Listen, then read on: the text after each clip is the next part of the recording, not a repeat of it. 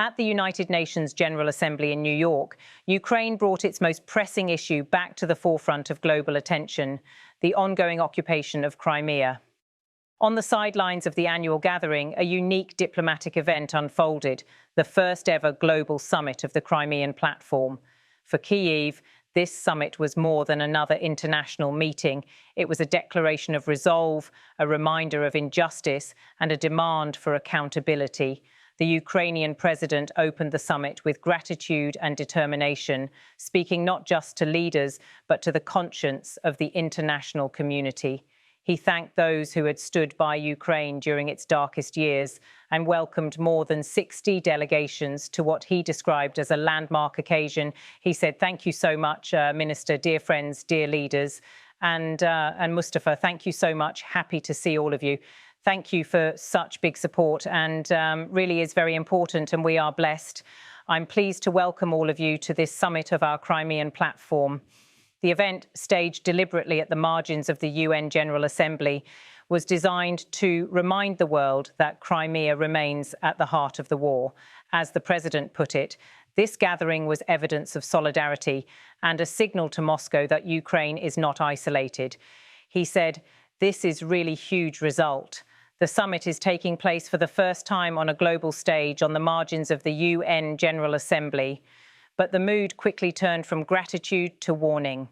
The Ukrainian leader reminded his audience that the international community's hesitation in 2014 had profound consequences. The failure to respond swiftly and decisively to Russia's annexation of Crimea emboldened Moscow, paving the way for greater aggression. He said, "This is to show the global harm caused by Russia's occupation of Crimea and also the harm caused by the world's powerful nations for not responding formally and in time to Russia's aggression in Crimea." It was that weak reaction that brought back Russia's addiction to war and raid. Crimea, he explained, was not only a territorial loss, but also a moral and legal rupture.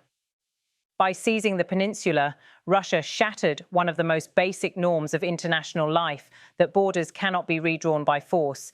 He said, and it was in Crimea that Russia broke one of the basic rules of normal life among nations by illegally annexing our Ukrainian Crimea. It was Russia's actions in Crimea that showed many predators around the world how it can be so easy to take a piece of another state. And this is not just a piece of land, it is a piece of life. For Ukraine, Crimea has never been just geography. It is a home, especially for the indigenous Crimean Tatars.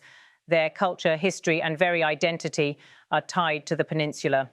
The president emphasized this connection while contrasting it with Russia's territorial vastness. He said, "Ukraine is home to many peoples, and especially to the indigenous people of Crimea. Crimean Tatars are people who can truly feel what home means only in Crimea. Russians have many places on their vast land to feel at home, but for them it is never, never, never enough. Even the largest territory in the world is not enough for them." And from Crimea, Russia returned to its old imperial habit to take what is precious to its neighbours. His appeal was clear. The world must remember Crimea, and it must act. He cautioned against any drift toward forgetting or forgiving what had been done. He said, "Dear friends, we have to remember what Crimea is. We must act so that Russia knows we remember and we will not forgive. And we are fighting for international law and basic human justice and prevail." Sanctions, he stressed, were one of the most important tools available to the international community. While thanking those nations that had already applied pressure, he insisted that sanctions must be coordinated, accelerated, and never relaxed while the occupation and war continue. He said, "And I thank everyone who maintains and strengthens sanctions in response to the Russia's war. And it's important to coordinate sanctions fast, our steps with partners and their steps with each other." On the battlefield, Ukraine is also taking steps to limit Russia's use of Crimea as a military stronghold. He pointed to advances in long-range drone technology and efforts to disrupt Russian supply chains. These, he argued, were weakening Moscow's military capacity. He said, "And we are taking action to prevent Russia from turning Crimea into one large military base, and we have to do this to protect the lives of our people. Our long-range drones are accurate. Our pressure on Russia logistics is producing results, and the Russian war machine is facing serious, very serious difficulties." Among those most targeted are the Crimean Tatars, many of them Muslims who have faced relentless repression.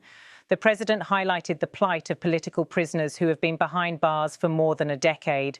He said, Crimean Tatars, Muslims are among the main targets of this repression. Imagine some Crimean prisoners have been deprived of their freedom since 2014, already 11 years. This, he argued, is why the war in Ukraine must never be normalized. The Kremlin, in his view, wants the world to grow accustomed to conflict, to see war and occupation as routine. But that is precisely what must be resisted. He said, Ukraine's main message is this: do not let war become part of the norm. Russia very much wants to make war the new normal. And this is exactly what we must resist, not allowing killings and Russian occupation to become something the world can simply turn a blind eye to. The warning was unequivocal. Sanctions must not be eased, forgiveness must not be offered, and Russia must not be allowed to rewrite history. He said, there must be no normalization of Russia's war or of Russia's brazenness to wage it. There must be no easing or lifting of sanctions on Russia while the war and occupation continue. And there must be no forgiveness for what Russia has done starting from 2014. The occupier must be held accountable for the occupation and for all the crimes of this war, a war in which only Russia is guilty. In closing, the president expressed appreciation to the leaders and communities who continue to support Ukraine's struggle. He acknowledged the resilience of the Crimean Tatars and called for unity until justice is achieved. He said, thank you to everyone, thank you who stands with Ukraine, to all the leaders and to the leader of Crimean Tatar. Thank you very much, Slava Ukrainian, thank you. The speech at the Crimean Platform Summit was not only a reflection on the past, but also a blueprint for the future. It called on the international community to sustain pressure on Moscow, to resist fatigue, and to remember that Crimea remains an integral part of Ukraine. For Kyiv, the stakes could not be higher. Crimea is not just a symbol of resistance, but also a front line in the broader struggle for international law. Allowing its occupation to stand unchallenged, Ukrainian officials argue, would embolden aggressors worldwide.